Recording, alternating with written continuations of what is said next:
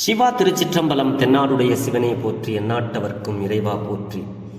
நமச்சிவாய வாழ்க, நாதன் தாழ் வாழ்க, இமைப்பொழுதும் என்னெஞ்சில் நீங்காதான் தாழ்வாழ்க. ஈர்த்து என்னை ஆட்கொண்ட எந்தை பெருமான் நம் பெருமான் சிவபெருமான் திருவடிகளை மனம் மொழி மெய்களாலே வணங்கி என் பெருமக்கள் நாயன்மார்களுடைய திருவடி தாமரைகளை இதய கமலத்தில் வைத்து போற்றிக் கொண்டு எனது அருட்குருநாதர் திருமுறை பன்னிசை மாமணி வே சுந்தரமூர்த்தி தேசிகரையாவுடைய திருவடிகளை நீல நினைந்து திருமுறை செந்நெறிக்குள் என்னை ஆற்றுப்படுத்திய சிங்கப்பூர் திருஞான சம்பந்த பெருமான் சிவநெறி திருக்கூட்டத்தின் அடியார் பெருமக்களது திருவடிகளை நீல நினைந்து மற்றும் அடியார் பெருமக்களது திருவடிகளை வணங்கிக் கொண்டு பெரும் பற்ற புலியூரானை பேசாத நாள் எல்லாம் பிறவாத நாளே என்ற அருள் சிந்தனையில் இன்றைய தினம் 9வது தமிழ் வேதம் திரு இசைப்பாவில் இருந்து ஒரு பாடலை கரூர் தேவர் திருவடிகள் போற்றி போற்றி.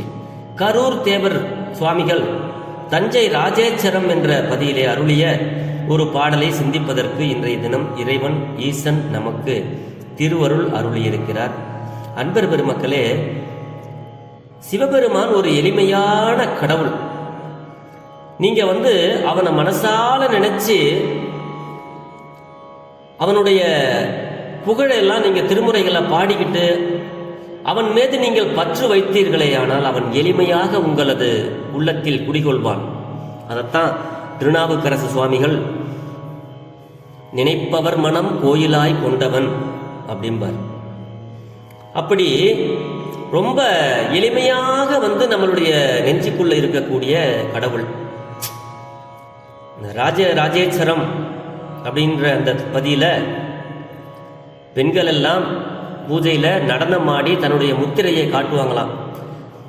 அதாவது பூச நேரத்துல அந்த காலத்துல ஒரு வழக்கம் இருந்தது. எப்படின்னா, சுவாமிக்கு சமர்ப்பணம் அப்படின்னு சொல்லி இன்னைக்கு அதை பஞ்சபுராணமா சுருக்கிட்டோம் இல்லையா, அதை முன்னாடி 12 திருமுறை சுவாமிக்கு விண்ணப்பம் அப்படின்னு சொல்லி இந்த ரிக் வேதம், யசுர் வேதம், சாம வேதம், அதர்வண வேதத்தை சொல்லும் பொழுது தமிழ் வேதத்தை 12 திருமுறைகள் 12 திருமுறையிலையும் ஒரு பாட்டை சொல்லி, ஒரு திருப்புகழ் சொல்லி, ஒரு அபிராமி அந்தாதி சொல்லி ஒரு வழக்கமா இருந்தது. இதுலயே ரொம்ப நேரம் எடுத்துக்கிறாங்க. ரொம்ப ஓதுவா மூர்த்திகள் ரொம்ப அந்த இசையில ரொம்ப ஆர்வமாகி ரொம்ப லயித்து போய் ரொம்ப நேரம் எடுத்துக்கிறாங்க பாடுறதுக்கு.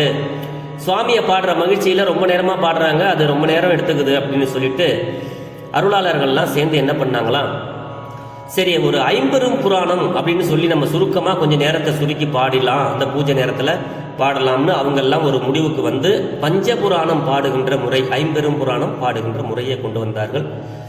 அப்படி தேவாரம் மூவர் முதலிகள் பாடியதுல ஒரு பாட்டு தாங்க தேவாரம். ஆனா திரு இசைப்பா மொத்தமே 300 சில்லற பாட்டு தாங்க. அதுல திரு பல்லாண்டுல 13 பாட்டு அவ்வளவுதான் இருக்குன்னு நினைக்கிறேன். இதுல திரு பல்லாண்டும் திரு இசைப்பாவும் கண்டிப்பா பாடியே ஆகணும் அப்படிங்கிற அளவுக்கு அவங்க அதுல ஆராய்ச்சி பண்ணி இதுல இவ்வளவு பொது பொருள் பதிந்து கிடக்குதுன்னு சொல்லி அதை நமக்கு பாடுறதுக்கு ஒரு தேவாரம், ஒரு திருவாசகம், 600 சில்லற பாட்டுல தேவாரம் ஒண்ணு, திரு இசைப்பா திருப்பல்லாண்டுல, பெரிய புராணத்துல, இப்படி 50 புராணமாக அதை தொகுத்து நமக்கு அருளுகிறார்கள். இன்னைக்கும் அது சில கோயில்களில் ஒரு தேவாரத்தோட முடியக்கூடிய வருத்தப்பட வேண்டிய விஷயங்களும் நடந்துகிட்டு தான் இருக்கு. ஆக நம்ம வாயால சிவபெருமான பாடுறது தான் சிறப்பு அப்படிங்கிறத இந்த மூவர் முதலிகளில் முதல் ஞான சம்பந்த பெருமான் 11 இசைப்பாடும் அடியார்கள் குடியாக இருப்பார் அப்படின்னு சொல்லுவார். அவுக்கர சுவாமி சொல்லுவாங்க, வாயார தன்னடியே பாடும் தொண்டர் இனத்தகத்தான் அப்படின்பார். ஞானசம்பந்த சுவாமி சொல்லுவாங்க, கீதத்தை மிக பாடும் அடியார்கள் குடியாக. சிவபெருமான் எப்படி இருக்கிறாரு, இந்த வாயால யாரெல்லாம் சிவபெருமானை புகழ்ந்து பாடுறாங்களோ அவங்களுக்கெல்லாம் தன்னுடைய இனமாக தனக்கு கூட நின்று மாறி சிவபெருமான் நமக்கு அருள் செய்வார். அப்படி இந்த பாட்டில் அவருக்கு நமக்கு கரூர் தேவ சுவாமிகள் என்ன சொல்றாரு அப்படின்னா, சாமி இந்த ராஜராஜேஸ்வரத்தை சாமிகிட்ட போய் சொல்றாரு, சாமி எவ்வளோ பேர் பயங்கரமா தவம் பண்ணி ஒன்று அடையிறதுக்கு பிரம்மா விஷ்ணு எல்லாம் காத்துக்கிட்டு கிடக்குறான், அவங்களுக்கெல்லாம் நீ காட்சி கொடுக்கல, அவங்களுடைய உள்ளத்துலலாம் நீ குடிகொள்ளல. ஆனா ரொம்ப என்னுடைய நெஞ்சத்தை ஒரு கோயிலா நீ உன்னை நினைக்கிறதுக்கு உண்டான ஒரு பெரும் பாக்கியத்தை எனக்கு கொடுத்துட்டியே, நான் அதை எப்படி மறப்பேன் சாமி உன்னை. இந்த பெண்கள் எல்லாம் இங்கே நடனமாடி, நாடகசாலை வச்சு நடனமாடி உனக்கு சின்முத்திரையை காட்டி உன்னுடைய நடனத்தை இங்கே மிக சிறப்பாக செய்கிறார்கள் அப்படின்னு சொல்லி இந்த பாட்டில் நமக்கு பழைய அடியார்கள்லாம் எவ்வளோ பேர், பிரம்மா விஷ்ணுவுக்கு எத்தனையோ பேர், எவ்வளோ பேர் தவம் கிடக்கிறா சாமி, 12 காலம் பணி செஞ்சு கிடக்கிறான். எத்தனையோ பிறவிகள் தோறும் பணி செஞ்சுக்கிட்டு கிடக்கிறாங்க சாமி, 12 காலம் பணி செய்து ஏங்கி கிடக்கிறான் உங்களுடைய திருவருளுக்காக. ஆனால் அவங்களெல்லாம் விட்டுட்டு எளிமையாக என்னுடைய உள்ளத்தில் கோயில் கொண்டிருக்கிய சாமியை உன்னை நான் எப்படி மறப்பேன் அப்படின்னு சொல்லி இந்த பாட்டில் சிவபெருமான் தன்னுடைய உள்ள கோயிலில் எழுந்தருளி இருப்பதை நமக்கு அருளுகிறார். இது போன்ற பாடல்களை எல்லாம் நாம் பாடுவது மட்டுமல்லாமல் அடுத்தபடியாக நமது இளைய தலைமுறைகளுக்கு, நம்மளுடைய குழந்தைகளுக்கு கையை பிடிச்சி இழுத்துட்டு போய் கோயிலில் நிற்க வச்சு இந்த மாதிரிலாம் சொல்லி கொடுக்கணும். எதையுமே குழந்தைகளுக்கு புரியாது, நம்ம சொல்ல சொல்ல சொல்ல சொல்ல சொல்ல தான் பழகும். அதனால் திருமுறைகளை என்னென்னலாம் இருக்குங்கிறத, வாழ்க்கை நெறிமுறைகள் நமக்கு திருமுறையை கொடுக்குது. அதனால் நம்ம சொல்லி காட்டணும், சொல்லி கொடுக்கணும். அது அந்த வயசு, அந்த சின்ன வயசுலேயே சொல்லி கொடுத்தா தான் அவங்களுக்கு அந்த மண்டையில் ஏறும். 12வது வரைக்கும் படிக்க வச்சு, 10வது வரைக்கும் படிக்க வச்சு, 8வது வரைக்கும் படிக்க வச்சு, அதுக்கு பிறகு வாடா கோயிலுக்குன்னா வரமாட்டான். அவங்களுடைய வேற மாதிரி ஆகிடும். அது நம்ம இளமையிலிருந்தே நம்ம இறை வழிபாடு வேற இல்லை, வாழ்க்கை வேற இல்லை. வாழ்க்கையோடு சேர்ந்து இறை வழிபாடும் இருந்தால் இறைவனுக்கும் நமக்கும் உள்ள தொடர்பு இருந்துகிட்டே இருக்கணும். அதுதான் நல்லதொரு அற்புத வாழ்வு.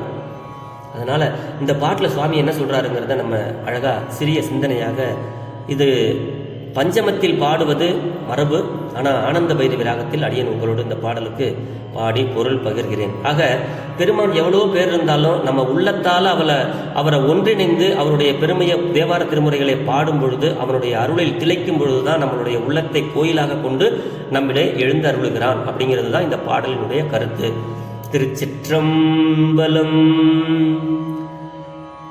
பன்னெடும் காலம் பணி செய்து பழையோர் தாம் பலர் எம்பலித்திருக்க, பன்னெடும் காலம் பணி செய்து பழையோர் தாம் பலர் எம்பலித்து இருக்க, என்னடும் கோயில் நெஞ்சு வீற்றிருந்த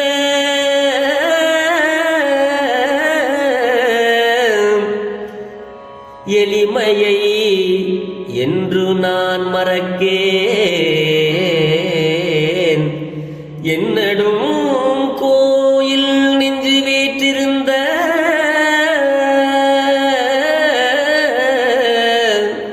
எளிமையை என்று நான் மறக்கேன்.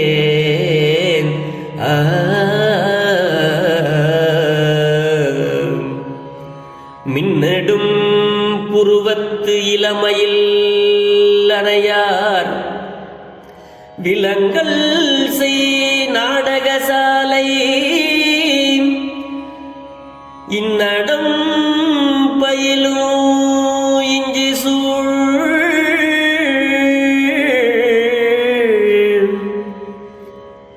மின்னடும் புருவத்து இளமையில் அணையார் விலங்கல் செய் நாடகசாலை, இன்னடம் பயிலும் இஞ்சி சூழ் தஞ்சை ராசராசேசரத்து இவர்க்கே, தஞ்சை ராசராசேசரத்து இவர்க்கே,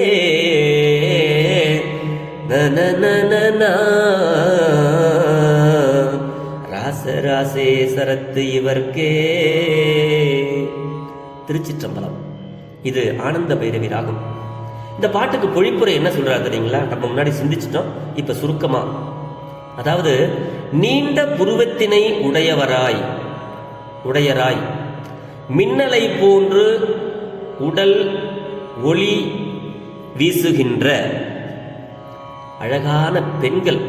அதுதான் இப்படி வர்ணனை செய்தார். அந்த நாடகம் பெருமானுக்கு அந்த பரதநாட்டியத்தை ஆடக்கூடிய பெண்களை சொல்றாரு. இளமையில் போன்ற தம் இனிய பெண்மையை உடைய மகளிர் மலை போல நிலைபெற்ற நாடக சாலை கண் கூடிய இனிய கூத்தினை பழகுறாங்களாம்.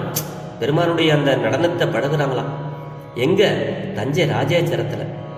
இனிய கூத்தினை பழகும் மதில்களால் சூழப்பட்ட தஞ்சையில் உள்ள அந்த கோயிலுக்கு பேரு ராஜராஜேஸ்வரத்து பெருமான்.